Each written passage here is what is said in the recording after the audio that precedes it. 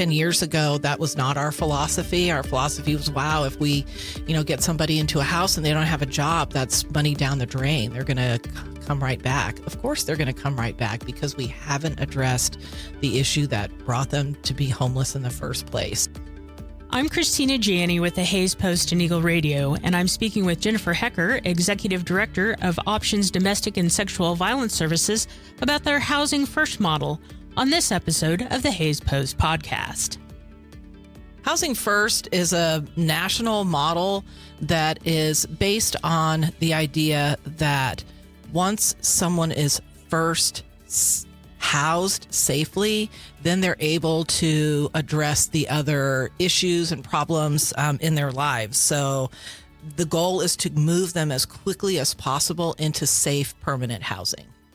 So when you're dealing with someone who is, especially in like a domestic violence situation, they may need to leave that situation, and they may just be able to just come with just the clothes on their back, and they don't have any items to put in a home or money to start and get a deposit or anything.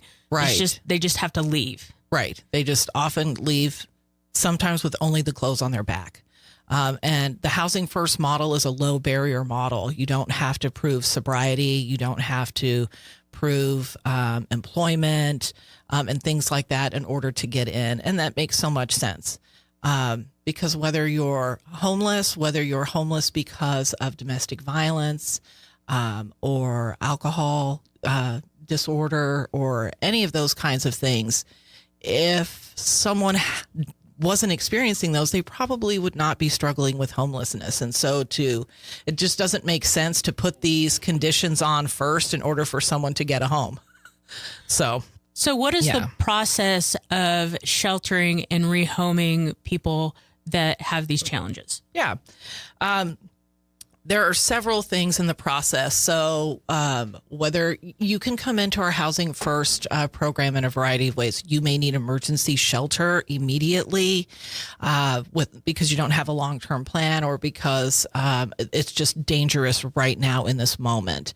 And then once someone is in the shelter, then we immediately begin working on their housing plan and housing stability plan. We help them look for housing that is affordable, that is safe, that's healthy, that will pass good inspections, that would be a home anyone would be proud and happy to live in. How are some of the challenges of rehoming people in this rural community? Because finding housing for anyone in a climate like the tight market we have here in Hayes or some of the rural areas is just really difficult for anybody, not to mention someone who is facing trauma and who may have some financial issues in addition to that. Yeah. There are a lot of things that we can do. There's not enough affordable low-income housing for people. That's something that we need to address in our community. Those long distances make it difficult in small communities where there's no public transportation. All of those can really inhibit somebody.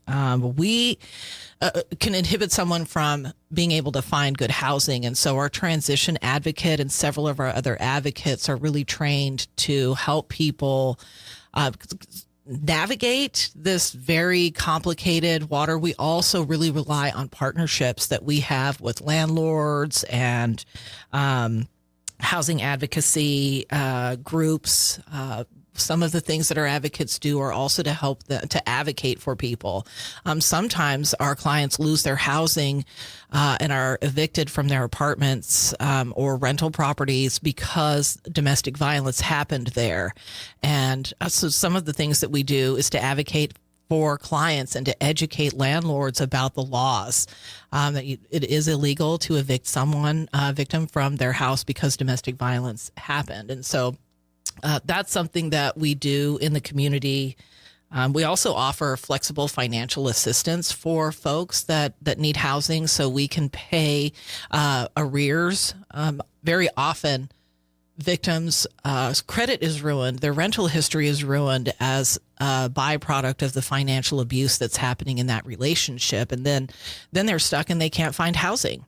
And so we can work with landlords directly and pay that rent directly to the landlord in a way that gives the occupant an opportunity to rebuild their credit history, their rental history. And I got a little off track there. So we can help them with rental arrears. We can, so that they stay in their home and don't get evicted. We can pay for rent for several months to help people get back on their feet.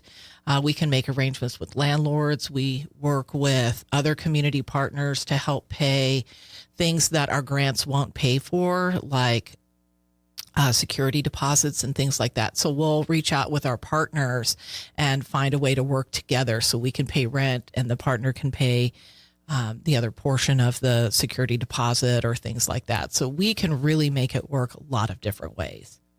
Well, I think that that's interesting because some people think that it's shelter or nothing. Right. But these are options that you can stay in your own home and have some recovery in your own home. Yes. Whether that's a rental or an apartment or whatever that may be, and still get some assistance. And really, that's the best of all worlds, I think, for an individual or a family who has children to be able to have some stability as they recover from that trauma. Yeah, and to build their resilience back, to get their independence back. You know, for the first time in a long time for many people, it's the first time they've been able to turn on the radio, crank it up loud on a Saturday morning and dance around the living room with their kids without fear of, waking up the beast. You can decide to leave your dishes in the sink overnight and not worry that somebody is going to, drag you by your hair and, shove your face in the sink. And so that resilience, that independence, that ability to live and just breathe is so important and a critical part of healing from trauma. And it's also important to remember that Options doesn't just cover Ellis County. Correct. There's 18 counties all across Northwest Kansas. So, someone might have to leave their home community to come to shelter in Hayes, but if they can keep them in their own community, the kids get to stay in school. The person may be able to stay in their job if they're working. They're closer to family and friends and that support. Yes. So keeping someone in their own rural community has a lot of benefits. Absolutely. And we are able to offer a lot of different options for folks. I mean, that's our name. That's what we do. So whether you want to live in an apartment, you may want to live in a trailer, you may want to rent a home, a town home. It might be in Ellis County. It could be in Thomas County, Russell County, Cheyenne County. Where do you want to live? That's where we can help you reunite with family members. You can, it really gives an opportunity for folks to rebuild their lives and to finally once and for all stop that isolation they've been experiencing. Jennifer, how can the community support these housing projects? Yeah, lots of different ways. We are always encouraging folks to look at how affordable their rents are. And to really prioritize the safety of victims of domestic violence when we have housing waiting lists, because stable housing prevents further violence, and safe housing can save lives. So that's one way. Other things that the community can do is to really talk with other housing partners that may have higher barriers, so that we are lowering barriers throughout the community, so that folks who need immediate housing aren't having to jump through a lot of hoops and deal with issues that are keeping them homeless. Let's address housing first, and then we can address other issues like trauma, like substance use, like employment and things like that. And it has shifted for us over time. 10 years ago, that was not our philosophy. Our philosophy was, wow, if we, get somebody into a house and they don't have a job, that's money down the drain. They're going to come right back. Of course, they're going to come right back because we haven't addressed the issue that brought them to be homeless in the first place. So let's get them housed and address the issue so that they are safe. I can't imagine dealing with trauma, trying to heal from trauma. All the while, I'm wondering, where am I going to sleep tonight? Where are my children going to sleep tonight? You can't move forward when that is your biggest need. Well, and people in the community in this giving time of year can also give monetarily directly to Options. It's shelter program, and I know sometimes the shelter also has a wish list of items. I find that on your Facebook page often of things that you can donate directly to Options. Yes, this is the time of year we raise about 30% of our total funds. And the funds that are donated to Options help us fill the gaps that our grants don't, so that we can continue to support survivors with whatever their needs are, whether that's housing or medical advocacy, anything along those lines. Yeah. So what are some of the impacts on survivors of being able to have this housing first model in their lives? The first biggest impact is safety. They now have a place to lay their heads. They now have a home to call their own, a door they can lock, rules they can set for themselves. Secondarily, it allows a quiet space in your own home to heal. To heal from that trauma, to have independence for the first time for many people in a very long time.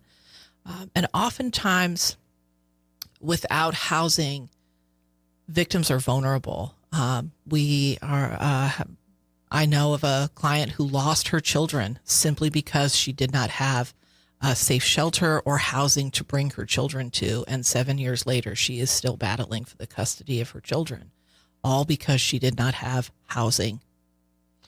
Well, I think you make a good point that, when we address these needs for and they're mostly women, although sometimes men, that a lot of times we're also addressing the needs of children too. Yes. So we're providing safe environments for kids as well as their mothers. That's correct. And that helps to break the cycle of abuse.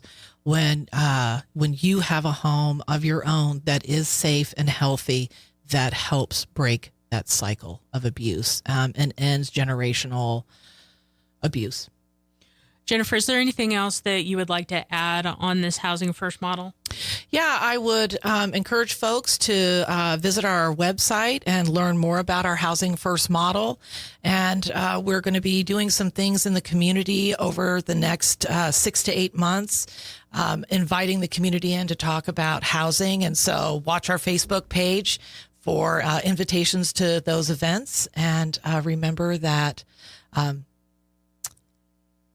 if you are suffering from and with domestic violence in your life, give yourself the gift of safety this year and call Options. You are worth it. And what is that number? How do you contact that? Yeah, Options? You can text the word HOPE to 847-411, or you can call our toll-free website, 800-794-4624. And you also can get online? At our website. Yes, thank you, Christina. Our website, www.helpforabuse.org, and that's the number 4. And if you are in a dangerous situation, there are ways that you can click out of that website and erase your cookies. Just look for that on the website. Yes. To protect your safety. Yes, that is our Safe Escape button. As we close out this morning, I just wanted to look forward to January, and that's Teen Dating Violence Awareness Month. Yes. So you'll be doing some activities in connection with that, and we'll be talking more about that in January. Yeah, you'll get to meet Aniston Weber, our campus advocate.